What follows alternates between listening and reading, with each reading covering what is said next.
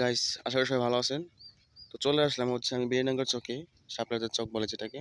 তো এখানে আমার হচ্ছে ইরি ধান রোপণ করা হবে। তো সেখানে হচ্ছে আমরা হচ্ছে ধানের চারা উঠাতে আসছি, আমি, ভাই এবং ছোট বাবা।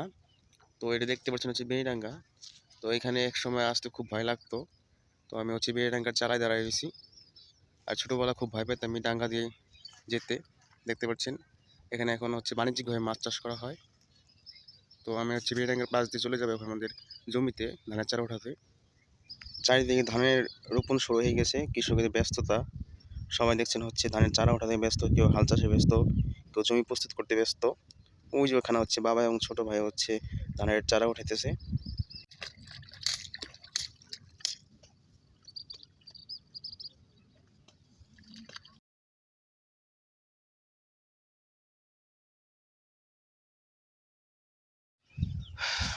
এতক্ষণ হচ্ছে আমরা এই চারা উঠালাম।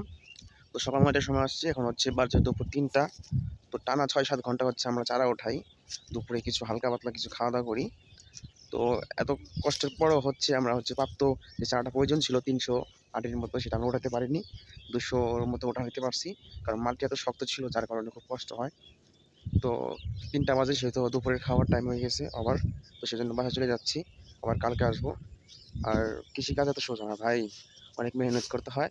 ৩-৪ মাস কষ্ট করে এই ফসলটা আসে, তারপর হচ্ছে আপনাদের প্লেটে যায়। কৃষিকাজ এত সোজা মনে করেন না।